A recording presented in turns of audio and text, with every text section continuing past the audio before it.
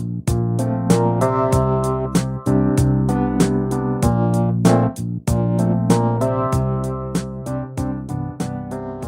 everyone, and welcome to Quiz and Hers, the podcast where we test each other's knowledge and the strength of our relationship. I am Hallie. Today I will be your hostess with the mostest, asking the questions, and I am here with my fiance Justin, who will be attempting and potentially failing to answer those questions. We will see. So currently our record is 14 to 13. 14 to 13. So Justin is down 1 point, so we'll see if he could win today. So basically the way this works is I will ask Justin 6 questions in the categories of arts and literature, science, history, geography, sounds and screens, and sports and games. They're all tied together with a common theme. Justin will attempt to answer. We'll see if he can. And then I'll talk a little bit about each topic. Ready to go? Yep, this is the last game of Season 1 of Quiz and Hers, so I need to put up 2 points to win the Season 1 championship outright. If I put up 1 point... It will be a tie. We haven't figured out a tiebreaker or anything, so it will be a nice tie. I guess so. It's anticlimactic. Sorry. Alright, let's do it. Alright, I wrote you some pretty hard questions here. Okay. First off, the theme that I came up with is nerds of a feather flock together. Okay. Because everyone likes a good pun. I love it.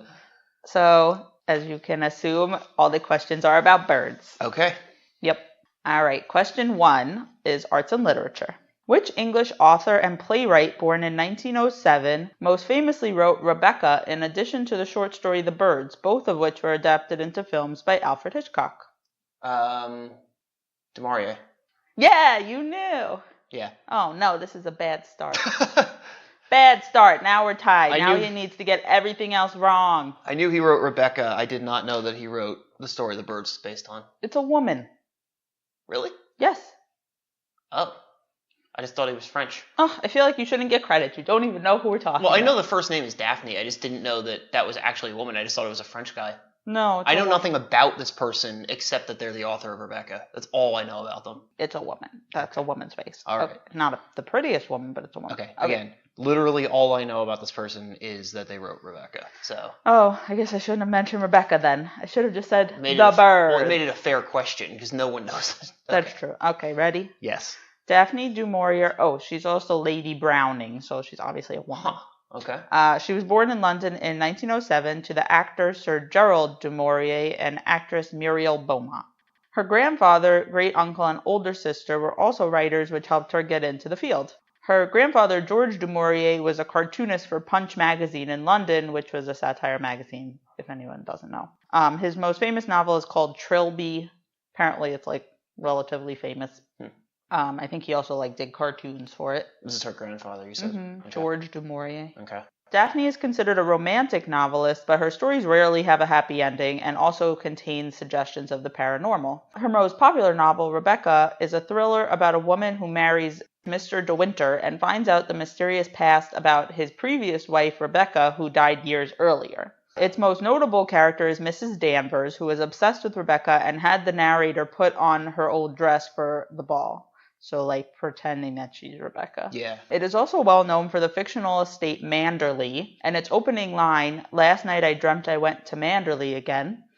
Yeah, that's just things to note about Rebecca. Okay.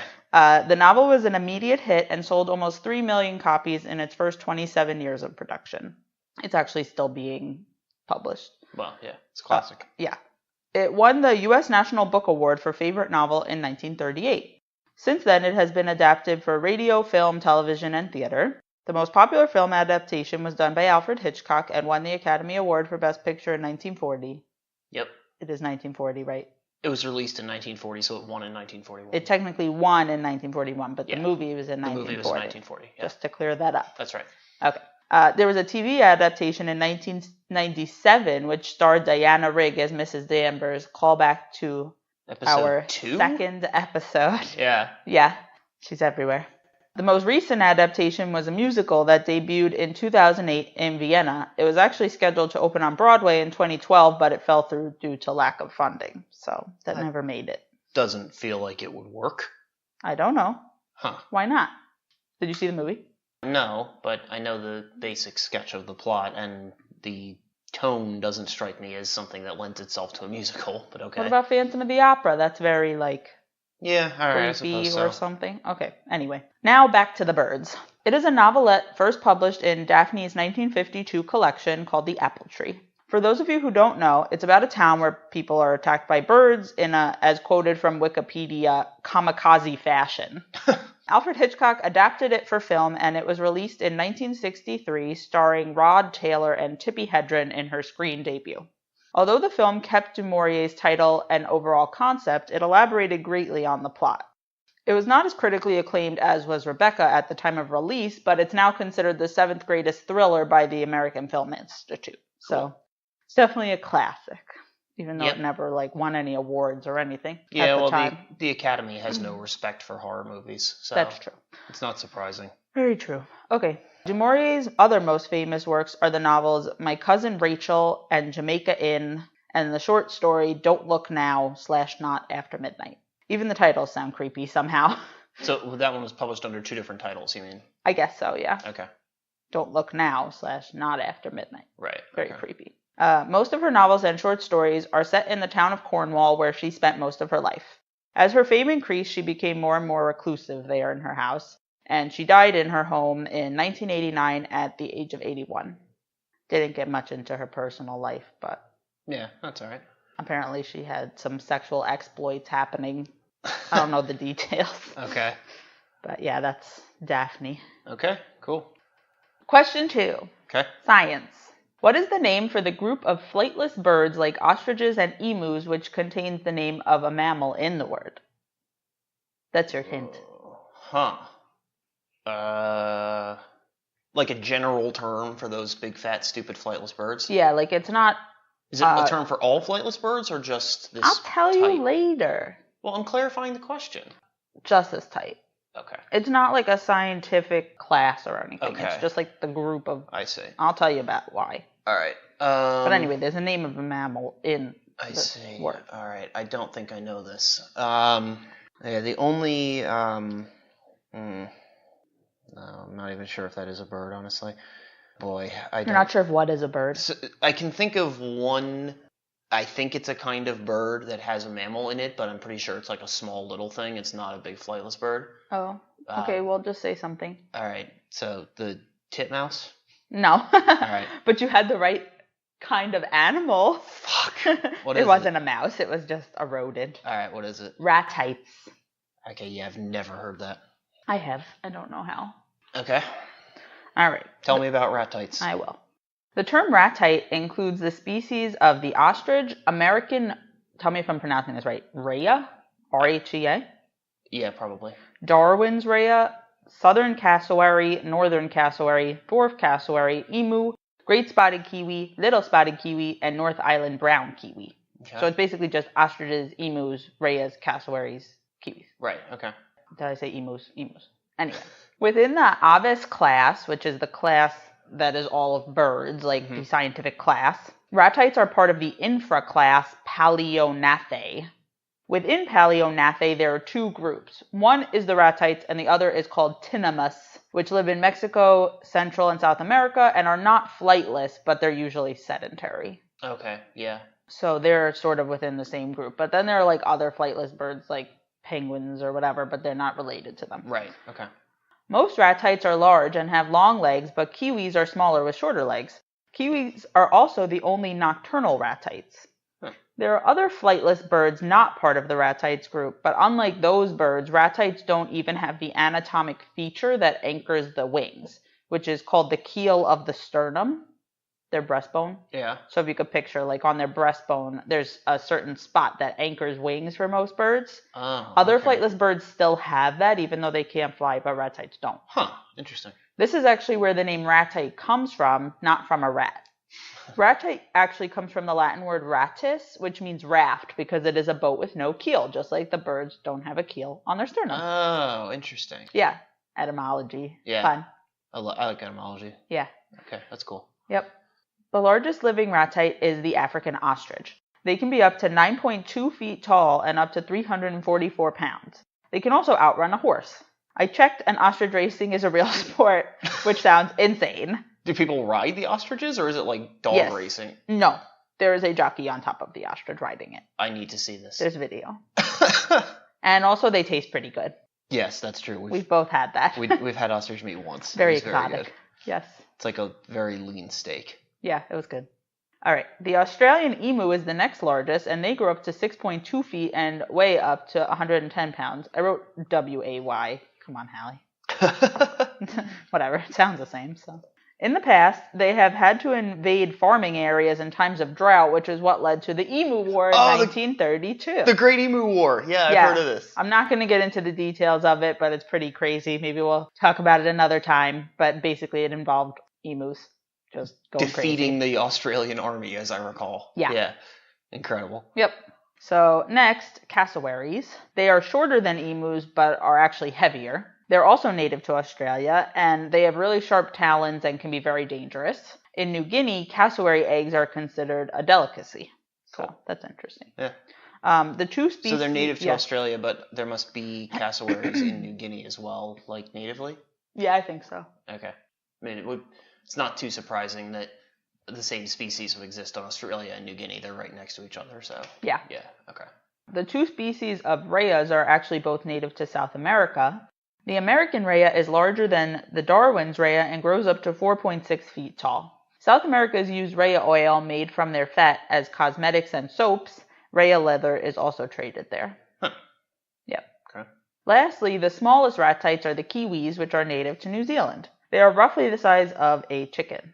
As I said previously, they are nocturnal, and they are notable for laying eggs that are the largest related to their body size compared to any other bird species. Oh, I see. Does that make sense? Relative to the size of their body. Yeah, okay, so their eggs are much larger than chicken eggs, even though they're the size of a chicken. Right, okay. Yeah. They also have long beaks with nostrils at the end, which they use to smell for small insects in the soil to eat. Oh. If you could picture one or look it up. Yeah, they have that long hooked beak. Yeah, basically. Yeah. I don't think it's hooked. I think it's just very long. Yeah, okay.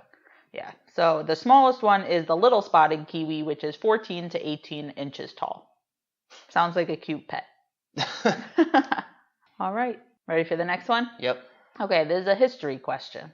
Which organization was created by George Bird Grinnell to protect birds from the growing trade in feathers in the United States and is now a nonprofit environmental organization dedicated to conservation? The Audubon Society? Is that your final answer? Yeah. Yeah. Yes! Oh, now he won. Well, we can still play out the rest of the game, but... I guess. Champion, baby! I can't stump you. All right. The National Audubon Society was not actually founded by John James Audubon, the ornithologist, naturalist, and painter for which it is named. That's why I almost didn't say it, because I assumed he had founded it, but I couldn't think of anything else. It was not. So I went with it. Yep. It was actually founded by George Bird Grinnell. Yes, his middle name was actually Bird. Oh, that's not a nickname? I don't think so, no. Oh, wow. Okay. I think it is his middle name. Oh, jeez. Yeah. Okay. I didn't see anything about it being a nickname. Okay. And it's not in quotes. That's incredible. All right. Yeah. He named the Society for Audubon because he enjoyed Audubon's book, Ornithological Biography, and he also went to a school that was run by Lucy Audubon, John's wife. Oh, cool. Yeah. Grinnell began the organization in 1886 after being upset about the mass slaughter of birds that was taking place at the time. The society already had 39,000 members within the first year. Some of its famous members were Oliver Wendell Holmes Jr., Henry Ward Beecher, and John Greenleaf Whittier. The National Audubon Society was finally organized in 1905, and William Dutcher was its first president. So it started as a more local thing, and then it kind of spread. Okay. Another ornithological society also existed at the time called the American Ornithologists Union. However, many of the members were more interested in collecting birds rather than saving them from slaughter, and most of them collected stuffed birds, so it was not really in line with the Audubon Society's views. Right, okay. They didn't think people should be killing birds just to stuff them and display them somewhere. At the time, hunting birds was very popular in the U.S., and there was a lot of pressure from those who enjoyed shooting birds for sport. Great auks were actually driven to extinction early in the 20th century, because of hunting. Mm-hmm. People were also selling birds for the fashion industry, They were mainly used for feathers, but at the time, women also wore whole birds on their hats and dresses, if you can picture that. I've heard of this. Yeah. The National Audubon Society contributed to stopping the plume trades, which was supported by President Teddy Roosevelt. So that was like their first mission. The society also helped create several wildlife sanctuaries, such as the Theodore Roosevelt Sanctuary and Audubon Center, established in New York in 1923. In 1934, the Audubon Society president, John H. Baker, began the production of the Audubon Field Guides, which included bird and animal wildlife. Many of them still exist today, and yes, there is an app for that, if you're interested. The Audubon Field Guides. Cool. Yep. After World War II, the National Audubon Society became involved in the fight against using the pesticide DDT and started drafts of legislation to establish state-run pesticide control agencies even before the publication of Silent Spring by Rachel Carson. So at this point, they started moving away from just bird-related things and just anything about... To broader, like, conservation ecology stuff, yeah. Right. Okay. Today, the National Audubon Society actually has an award called the Rachel Carson Award, which is given to outstanding women in conservation. Oh, cool. Yeah. Later on, the Audubon Society members helped legislators pass the Clean Air Act, Clean Water Act, Wild and Scenic Rivers Act, and Endangered Species Act. In 1969, they actually opened an office in Washington, D.C. to help keep legislators informed about their concerns. So now they're more involved in lobbying and that kind of thing. Not surprisingly, their most recent efforts have gone toward climate change efforts. In 2014, they published their Audubon Birds and Climate Change Report, showing how climate change will impact birds in the U.S. They found that 314 of the 588 species they researched could lose up to half of their climate range within the century. Jesus. Yeah, pretty crazy. Yeah, it's terrifying. Yeah, so that's it. Well, the remaining 3 questions are just for shits and giggles now, but let's go ahead and shit and giggle at them anyway. Okay, they're hard, so. Okay. Didn't know if you'd get 2, but you did. All right. Geography. Okay. What group of islands 75 miles north of the Antarctic Peninsula are the home to several bird species, including chinstrap penguins, Adelie penguins, and southern giant petrels? Oh, shit. Okay. I should know this, but I don't think I do. Okay. Islands northeast of the Antarctic Peninsula, you said? North. Well, I mean, everything is north of Antarctica, but okay. North of Above. The weird trailing peninsula on the... Yeah, okay. Oh, Jesus. It's okay to not know. You've already won. I know, with a pride thing. I don't know. I feel like I've heard it and I should know it, but I don't. All right, I'll tell you. All right. It's the South Shetland Islands. Fuck, yeah. Is that what you were thinking of? Yeah. So I'm not really going to talk specifically about these South Shetland Islands. I don't know if they have much else going on besides the penguins. I figured I'd continue the theme from last week of purely geography discussions. Okay. By talking about the geography of Antarctica, which I have to admit I know nothing about. I know one thing about it. What do you know? The tallest point is Vincent Massif. Oh, I didn't even talk about that. Oh, okay. Well, this isn't even like that detailed. It's just like basic general areas that I've never heard of. Yeah. All right. So the majority of Antarctica is obviously just ice on its south polar region. Of course, this area has 24 hours of daylight in summer and 24 hours of darkness in winter, and it has no permanent human habitation, but it does have research stations, the biggest being the McMurdo Station. Okay. And I talk mainly about like the coastal areas and just the general geography. Okay. So Antarctica is surrounded by the Southern Ocean, aka the Antarctic Ocean, aka the Austral Ocean. This is considered the 4th largest of the 5 oceans, being larger than the Arctic Ocean. Honestly, I thought there were only 4 oceans until now. I actually read that geographers disagree about whether the Antarctic Ocean is a separate ocean or whether it's just comprised of parts of the Pacific, Atlantic, and Indian Oceans. Yeah. But it seems like a lot of people have decided it's its own ocean at this point. So the area of Antarctica is more than 14 million kilometers squared, and 98% of it is covered by the Antarctic ice sheet, which is the world's largest freshwater reservoir. The ice is at least 1.6 kilometers thick and has actually pushed down the continental bedrock in some areas. That's cool. Yeah. So I'm going to talk now about the general geography. For visual reference, just picture the little tail of the Antarctic Peninsula at like the northwest of it. Yeah. And the bigger rounder part is to the east. Okay. Anyway, Antarctica is divided into East Antarctica and West Antarctica by the Transantarctic Mountains. Basically, East Antarctica is the bigger round-looking part. It's also called Greater Antarctica, and West Antarctica is the part where the circle shape sort of narrows and then has the little tail of the peninsula, which is also called Lesser Antarctica. Okay. There are 5 main regions of West Antarctica, which don't appear to have exact boundaries. I guess it makes sense since they're not actually countries, so the borders probably aren't that important. Yeah, okay. The first region, of course, is the Antarctic Peninsula. The other areas are Queen Elizabeth Land, Ellsworth Land, Marie Byrd Land. Hey, another bird reference. Nice. And King Edward VII Land. Some of these areas have coastal areas within them that have also been given names, but I'm not getting into that. Okay. So, it's good enough. East Antarctica, which is much larger, contains the South Pole. It is comprised of 13 regions. I'm not going to list them because there's no way anyone will remember them at this point. Okay. But they also all end in land. Right. They're all something land. Okay. So if you feel like memorizing that, go ahead That's and look it up. Going to be pretty low on the list of priorities to memorize, I think. Yes. So there are 5 seas that surround the area of West Antarctica. The Weddell Sea is between the Antarctic Peninsula and East Antarctica, sort of east. And the Scotia Sea is between the Antarctic Peninsula and Tierra del Fuego, which is the this is good to know, which is the archipelago at the very tip of South America. It belongs to both Chile and Argentina, have different islands. Right, yeah. There. So that's sort of north of the peninsula. Okay. The Bellingshausen Sea is west of the Antarctic Peninsula. The Amundsen Sea is west of West Antarctica, just off the coast. Yeah. Yeah, okay. And the Ross Sea is south of West Antarctica. Okay.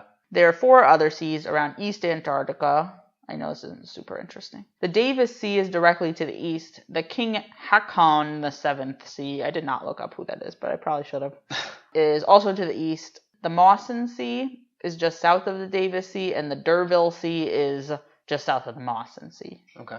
So that just makes up that coast. Both regions... Listeners, feel free to pull up a map of this to make this easier. Yeah, whatever helps. Just it's on Wikipedia, pretty much. Actually, it's on 8 different Wikipedia pages. There's no one map that has all of these things that I could find. You could probably just Google image it, but okay. Yeah, look it up. Yeah. Both regions also have ice shelves with different names, but I feel like we've already gone through enough names for one topic. Okay. I probably could have just talked about one half of Antarctica, but that would be super boring. Yeah. So I gave you a little overview of Antarctica. Okay. All right. Ready? Yep. Question 5. Sounds and screens. Which actor starred in 3 Days of the Condor, a political thriller nominated for an Academy Award for Best Film Editing? Oh, God, he knows. Should I stop? Go ahead. Fine. And then starred in Legal Eagles, a trial comedy movie with a much worse reception in 1986. I think it's Robert Redford. It is Robert Redford. Yes. I need to start studying. Yeah, I mean, it doesn't matter how much I win by. The scores will be set next season, so. Mm-hmm. Yeah. I'll get my revenge. We'll see. It'll be a good drama for next season. Yeah. Chasing the title. Yep. All right, back to Robert Redford. Yep. Charles Robert Redford Jr. was born in Santa Monica, California, to Charles Sr. and Martha Redford. So, Robert is his middle name. Okay. As a child, he was interested in art and sports and less interested in school. After high school, he went to University of Colorado Boulder on a partial scholarship. However, he was kicked out after a year and a half because of his heavy drinking. After that, he decided to travel throughout Europe, and then he moved to New York where he took painting and acting classes. Okay. There's a joke in there somewhere about, isn't that what everyone does in college or something? What, heavy drinking? Yeah. I assume that there were consequences of his heavy drinking, and that's why he got kicked out. Presumably. His first acting role was in a Broadway play called Tall Story in 1959. He then began to guest star in many TV shows in 1960, including Perry Mason, Alfred Hitchcock Presents, and The Twilight Zone. In 1962... Throwback to the first episode. What's that? Twilight Zone, throwback to episode 1. Yes, exactly, and Alfred Hitchcock, throwback to... 2 questions ago, or yes. 3 questions ago, or whatever. Yeah. In 1962, he won an Emmy for Best Supporting Actor for an episode of the drama anthology series Alcoa Premiere. Okay. In 1960, they made the play that he was in, Tall Story, into a film, and it was Redford's first big screen role. A similar thing happened when he starred in Neil Simon's Broadway play, Barefoot in the Park, in 1963, and then starred in the film version with Jane Fonda in 1967. Cool. Heard of that, I think. Yeah, I think it's pretty famous. Yeah. After his initial success with several films in the 1960s, Redford was concerned about his image as a blonde male stereotype and therefore turned down roles in Who's Afraid of Virginia Woolf and The Graduate. He found the image he was looking for when he took the role of the Sundance Kid in Butch Cassidy and the Sundance Kid in 1969, which portrayed him as an intelligent good guy, which is what he was going for. Right. In the early 70s, he starred in many hit films, including The Candidate, The Way We Were, and The Sting, for which he was nominated for an Oscar. The Sting is one of my absolute favorite movies. I've never seen it. But I should. So good. Okay, I should. In the mid-70s, he was Hollywood's biggest name, and this was when he starred in 3 Days of the Condor. The film is a political thriller directed by Sidney Pollack about a CIA researcher who finds all of his coworkers murdered and has to outwit the killers and figure out who he can trust. In addition to Redford, the movie starred Faye Dunaway, Cliff Robertson, and Max von Sydow. Then, in 1976, he executive produced and co-starred in All the President's Men, which was about the Watergate scandal. Mm-hmm. So it kind of showed he was willing to take on controversial topics and stuff like that. Starting in the 80s, he turned his focus more towards directing. The first film he directed was Ordinary People in 1980, starring Donald Sutherland, Mary Tyler Moore, Judd Hirsch, and Timothy Hutton. The film won 4 Academy Awards, including Best Picture and Best Director for Redford. His actual first Academy Award was not for acting, it was for directing. Oh, okay. I didn't know that. Yeah. Yeah, The Sting also won Best Picture, but that would not be to him. That would be to the producers. Right. So his first Oscar that he won personally was directing. Yeah. I didn't know that. Cool. Yep. Then in 1985, he starred in Out of Africa along with Meryl Streep. That film won 7 Academy Awards, including Best Picture. I don't think he was nominated. Okay. Actually, I'll talk about that after. He continued to act and direct throughout the 1990s. In 1995, his film Quiz Show earned him an Oscar nominations for Best Director and Best Picture. Since then, he's continued to do acting, directing, and producing for various films, but nothing as popular as these. My favorite recent role of his was as Alexander Pierce in Captain America: The Winter Soldier in 2014. Yep. He's definitely still got it. Yeah, absolutely. No spoilers, but yeah, he's really good in that. Yes. So, just to wrap up, shockingly, he was only nominated for Best Actor at the Oscars once for The Sting and did not win, like we were just saying. Huh. However, he won the Lifetime Achievement Award in 2001, rightly so. Yeah. Now at age 81, he does not appear to be retiring anytime soon, which is cool. Good for him. Yeah. And also just one more random bird-related fact I found about him. In 2016, he recorded the song Bird in a Cage for the movie Blind with Philip Phillips on guitar. Okay. I don't know. It was bird-related, and I thought it should be mentioned. Yeah, that's just strange, but okay. Yes, it is strange. I didn't know he sang. I didn't either. Yeah. He just does everything. Yeah. Cool. Yep. All right. Ready for the last one? The last question of the season. Yes, I'm ready. All right. Last one. Sports and games. Which probably pretty angry bird with a colorful name and which would be considered a buzzard outside of North America is the main species flown by beginner falconers in North America? What? I'm trying to make questions you don't know because you're ahead of me anyway, like I suspected. Okay. All right. I didn't want to lose, and I lost. Pretty angry bird, colorful name, buzzard outside North America, beginner falconers in North America fly this species. Yeah, you could potentially get the answer from all of those clues, but it's okay. Maybe. Or just don't worry about it. You already won. Boy. Okay.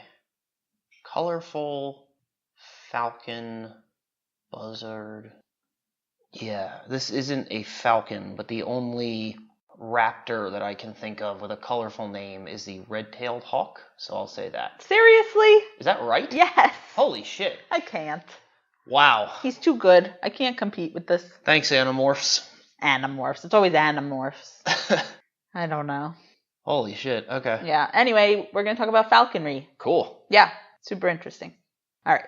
Falconry is defined as the sport of hunting with falcons or other birds of prey. It primarily involves training and keeping the birds. Several groups of birds are used in falconry. Obviously, falcons are one of them, and those who fly them are called falconers. Hawks and eagles are also flown sometimes, and those gamers are called ostringers. Okay. Hawking used to be another term for falconry, but the term became more associated with petty traveling traders, so it is not used as much anymore. Isn't that great? Yeah. Like hawking their Their wares, yeah. Yes. So they basically just call it falconry for everything. Okay. In addition to the red-tailed hawk, which we mentioned in the question, the most commonly flown birds today are the Harris's hawk and the peregrine falcon. When deciding which birds to use, they consider their behavior in captivity, their ability to be trained, and their hunting habits. Okay. Falconry actually dates back to 2000 BCE, with the earliest accounts coming from Mesopotamia, which is pretty crazy. Wow. Yeah. It may also have been practiced by some Mongol tribes. It is believed that it was brought to Europe around 400 AD by Huns and other people invading from the east. The Holy Roman Emperor Frederick II wrote a treatise on falconry, which is considered the first book on the subject. Cool. Yeah. Falconry became a status symbol in medieval Europe, the Middle East, and the Mongolian Empire. It reached its peak in Europe in the 17th century, but then declined as guns became more popular for hunting in the 18th and 19th centuries. Which makes sense. Yeah. However, it made a comeback in the early 20th century, which is when it was brought to North America. So it actually was not in North America at all until, the early 1900s. Okay. Today in the U.S., anyone who wants to fly raptors has to do an apprenticeship with a state and federally licensed falconer for at least 2 years. They take it very seriously. For falconry, the bird itself has to wear certain items. These include a hood, bells on its legs, an identity band, strips of leather on the legs called jesses, and a telemetry transmitter. The hood is the most important piece of equipment because it keeps the bird calm. Don't ask me how. Yeah, I don't understand that. I don't know. I could not find further information on that, but it's very important. The birds stay calm and don't eat their trainers. Yeah, that's important. Yeah. Okay. The jesses are used to tether the bird while it's training or to keep it near its perch.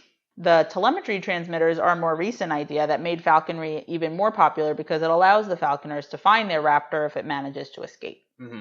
So that's helped. Right. You could get into falconry and buy this really expensive bird and then you lose it. It'll just fly away. That's it. Yeah. Okay. As you can imagine, based on our discussion of the Audubon Society, conservationists have many concerns about falconry. Yep. In 1972, the Endangered Species Act raised the money to release many peregrines, golden eagles, bald eagles, and other raptors from captivity. However, falconry is still legal today in all states except for Hawaii and Washington, D.C. However, there are very strict rules about licensing, including a written exam and a facility inspection, and then they have to do this apprenticeship with a state and federally licensed falconer for a couple of years before they can become official. It's very complicated. Before they can do it themselves. Yeah, there's a lot of rules and steps, which makes sense. Yeah, definitely. Yeah. Apparently, Harry Potter has gotten people interested in keeping and hunting with owls, but not surprisingly, this is rarely successful. Well, they're nocturnal for one thing. Yeah. I mean, there's a lot of issues with it, but apparently there are enough people that are trying this. Oh boy, okay. Yeah. I would get a red-tailed hawk. I literally only knew that because one of the main characters in Animorphs, my favorite character actually when I was reading them as a kid, was stuck in his red-tailed hawk morph for most of the series. Oh, I don't know anything about that, but I know it's taught you way too much. A lot of my knowledge of biology comes from Animorphs, to be honest. I noticed. Not biology, but ecology, I guess. Got it. Yeah. How many of those did you get? 3? 3 or 4. You got 4! 2 of them were complete... And I was specifically writing for things you wouldn't know. 2 of them were total wild guesses that I thought were wrong. So. I have to get harder.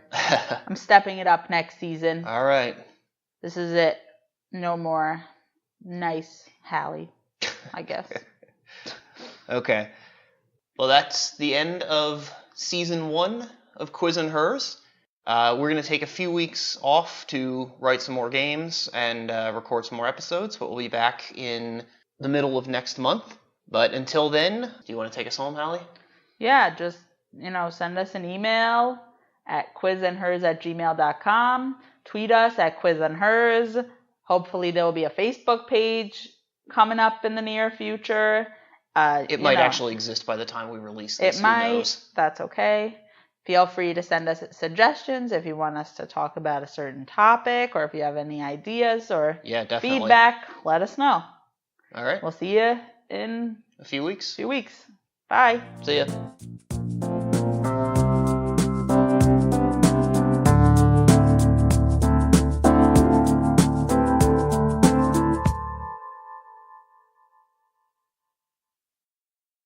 Yes, it's definitely a woman, unless like I'm completely wrong. But why wouldn't it be a woman? Okay. There's a picture of her. Okay, I didn't know that. On the Wikipedia. All right, we're gonna cut most of this anyway. Just go ahead and start. Why? It's fun.